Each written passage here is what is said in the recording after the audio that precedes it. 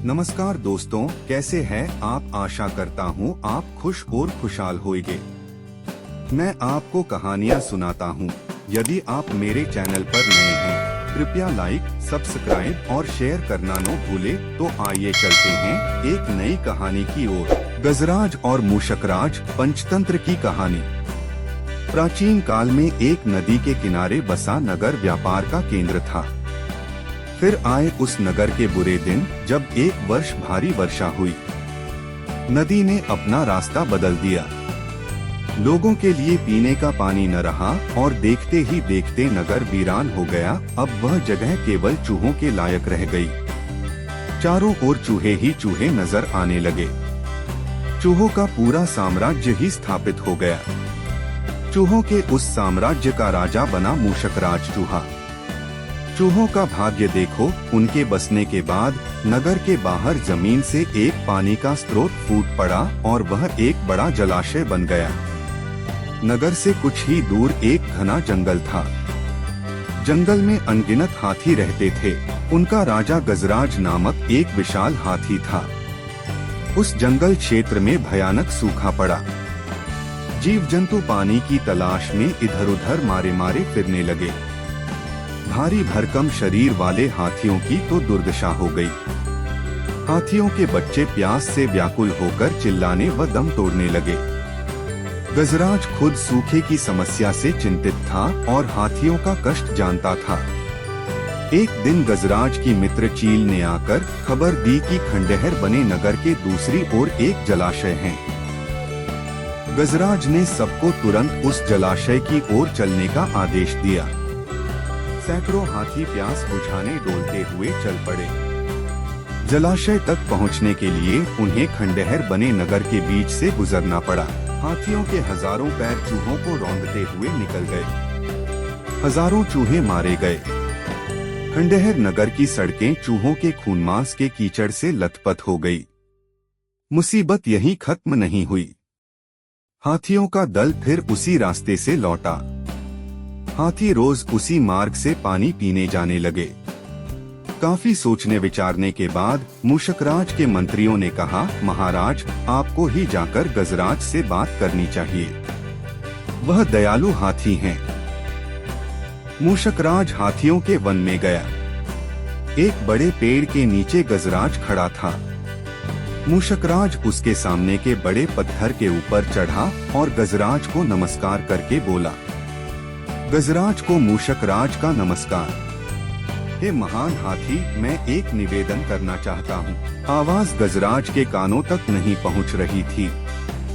दयालु गजराज उसकी बात सुनने के लिए नीचे बैठ गया और अपना एक कान पत्थर पर चढ़े मूषकराज के निकट ले जाकर बोला, नन्हे मियाँ, आप कुछ कह रहे थे। पया फिर से कहिए। मूषकराज बोला, हे गजराज, मुझे चूहा कहते हैं। हम बड़ी संख्या में खंडहर बनी नगरी में रहते हैं। मैं उनका मूषकराज हूँ। आपके हाथी रोज जलाशय तक जाने के लिए नगरी के बीच से गुजरते हैं। हर बार उनके पैरों तले कुचले जाकर हजारों चूहे मरते हैं। यह मूषक सहार बंद न हुआ तो हम नष्ट हो जाएंगे। गजराज ने दुख भरे स्वर में कहा, मूषकराज, आपकी बात सुन मुझे बहुत शोक हुआ। हमें ज्ञान ही नहीं था कि हम इतना अनर्थ कर रहे हैं। हम नया रास्ता ढूंढ लेंगे। मूषकराज कद्यता भरे स्वर में बोला, गजराज, आपने मुझ जैसे छोटे जीव की बात ध्यान से सुनी। आपका धन्यवाद। गजराज, कभी हमारी जरूरत पड़े तो याद जरूर कीजिएगा। गजराज ने सोचा कि यह नन्हा जीव हमारे किसी काम क्या आएगा, सो उसने केवल मुस्कुराकर मूषकराज को विदा किया। कुछ दिन बाद पड़ोसी देश के राजा ने सेना को मजबूत बनाने के लिए उसमें हाथी शामिल करने का निर्णय लिया। राजा के लोग हाथी पकड़ने आए। जंगल में आकर वे चुपचाप कई प्रकार के जाल बिछाकर चले जाते हैं।